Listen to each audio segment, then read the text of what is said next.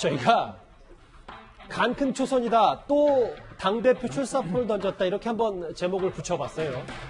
어제 초선 김웅 의원에 이어서 오늘 마찬가지로 초선인 김은혜 의원이 국민의힘 당권 출사표를 던졌습니다. 초선들의 기세가 꽤 매서운데 화면부터 만나보겠습니다.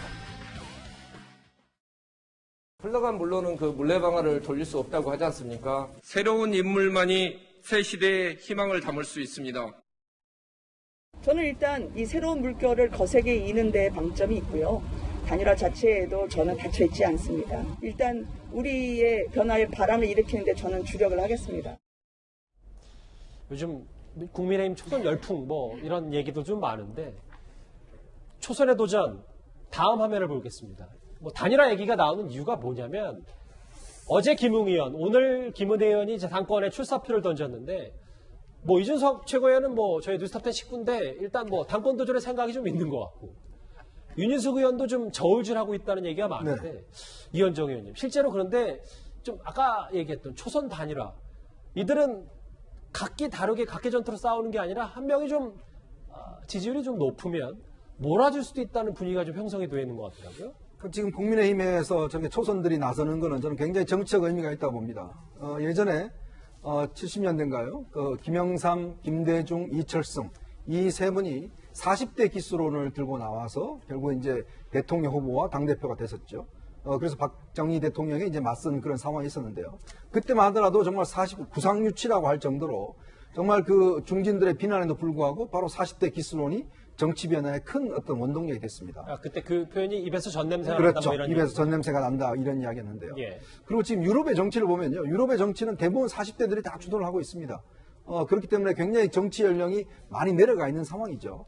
근데 우리 같은 경우는 지금 보면 저렇게 당대표가 나서려 그러면 최소한 3선, 4선은 해야 이제 나설 수 있다라는 게 그동안 어떤 전통적인 문법이었는데, 예. 이번에 이제 국민의힘에서 보면 초선들이 잇따라서 대표 도전을 하고 있는 것은 저는 굉장히 정치 발전에서 중요한 계기점이 될 수가 있다는 생각이 들어요. 즉, 세대 교체와 함께, 즉, 보수라고 표방하는 국민의힘이 뭔가 내부적으로 보수의 어떤 탈각하는 그런 새로운 어떤 이 정치적인 어떤 도약을 모색하는 그런 의미에서 굉장히 의미가 있다고 생각이 들고, 지금 나오는 후보들 같은 경우는 제가 이야기를 다 들어보니까 본인들이 아마 그런 생각이 같더라고요. 결국 예비 경선을 하지 않습니까? 예. 거기서 한 명이 일단 몰아주고 한 명이 되면 그 한 명이 힘을 갖고 일단 본선에 나가겠다. 아마 그런 것들이 대부분 공감대가 있는 것 같습니다. 상당히 정치 발전에 있어서 중요한 저는 계기점이라고 봅니다. 이현정 의원님, 초선들 너무 띄워주시는 건 아닙니까? 그렇게 해야죠. 제가 안 띄워주면 누가 띄워주겠어요. 분위기 쇄신 차원에서는 여러 당내에서도 많은 얘기가 있는 것 같은데요. 사실 애초에 초선들의 출마를 그렇게 무겁게 여기지 않았던 중진 국민의힘 후보들도 본격적인 견제를 시작했습니다. 숲은 거목도 있고 묘목도 있어야 이것이 완전한 생태계를 이루는 것이지, 묘목들이 그림자 지우니까 나무 다 비켜라, 이거 말이 안 된다고 생각합니다. 제가 김웅 의원하고 나이 차이 2살 차이밖에 안 나잖아요. 50대 초반의 초선과 50대 초반의 5선 누굴 선택하겠습니까? 어제도 저희가 소개를 해드렸는데, 사실 친노의 원로인 유인태 전 사무총장도 야당의 초선 물결에 이런 말을 한 적이 있습니다. 우리 같으면 이준석 최고보다는 나경원 얼굴이 당의 얼굴이 되는 게 대선에서 민주당에서는 상당히 좀 환영하겠죠. 그럼 이준석 대표, 김웅 대표가 더 떨리는 존재입니까? 당연하죠. 그쪽이 되면 상당히 위협을 느껴야 될 거예요. 근데 저 말은 또 받아들이기에 따라서 여러 해석이 좀 나오니까요. 근데 손용석 국장님, 주호영 원내대표가 이제 원내대표직을 내려놓고 당대표에 도전하는데, 아니 중진하고 지금 초선들이 맞붙는 형국이니까 여기서 기싸움에 빌려서는 안 된다고 판단한 모양이죠. 배우 윤여정 씨도 연세가 70이 넘었어도 국제영화제 상을 받았다. 나이로 사람을 평가하는 것은 맞지 않는다. 이 발언은 어떻게 해석하십니까? 저 발언 자체만 보면은 맞는 얘기죠. 윤여정 씨가 이제 올해 74인데 최근에 아카데미에서 여우 조연상을 수상하면서 온 국민에게 굉장히 기쁨을 줬습니다. 나이로 사람을 평가하는 것은 맞지 않는다. 맞는 얘기입니다. 윤여정 씨 어록 중에 제가 보니까 이런 얘기도 있어요. 어른들이 젊은이들에게 너희들이 뭘 알아? 이렇게 얘기하면 안 된다. 어른이라고 해서 꼭 배울 게 있는 것만은 아니다. 너는 너, 나는 나. 이렇게 살면 된다. 이런 얘기를 또 윤여정 씨가 했거든요. 예. 마찬가지로 주호영 의원도 젊은이들을 대할 때 그만큼 존중을 해야 되는 거죠.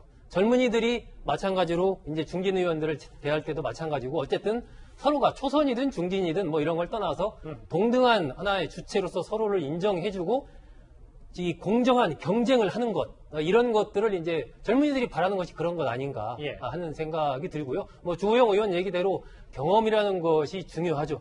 중요하지만 또 그것이 또 모든 것을 다 그걸로써 다른 것을 다 퉁칠 수 있는 그런 것도 아니지 않습니까? 그러니까 뭐 젊은 초선들이든 원내든 간에 다, 예. 예, 그렇습니다. 그냥 공정하게 자기 할 얘기를 하면서 당원과 일반 국민들부터 평가를 하는 경쟁을 하면 되는 거죠. 이 변호사님 짧게 좀 부탁드립니다. 네. 예. 사실 이제 연대기적 나이가 중요한 게 아니라 생물학적 나이가 중요한 거죠. 그러니까 이제 사무엘 울먼의 청춘 이걸 이제 김대중 대통령이 인용을 많이 했었는데 젊음이라는 게 그런 나이가 세는 나이가 아니라 인생에 대한 자세다 이런 거 얘기를 하는 것처럼 어떤 그 모습을 보여주고 당의 모습을 어떻게 변화시킬 건가 이런 얘기를 하시면 저런 건 극복이 될 텐데요. 근데 저는 지금 초선들에 대해 약간 걱정을 하는 게 지금 어떻게 돼 있냐면 이제 예비 경선 거치고 본 경선에 가더라도요. 집단 지도 체제가 아니라 당 대표랑 최고위원을 분리해서 선출해요. 네. 그렇기 때문에 이제 책임 당원 이런 분들이 영향력이 크기 때문에 이 부분을 오히려 조금 지금 노력해서 집단 지도 체제로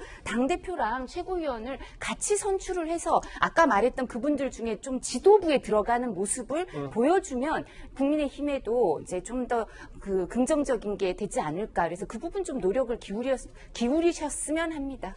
제1야당 내부 분위기 살펴봤습니다. 이 소식은 여기까지고요. 그런데 저희가 주목할 만한 소식 하나가 있습니다. 바로 만나보겠습니다.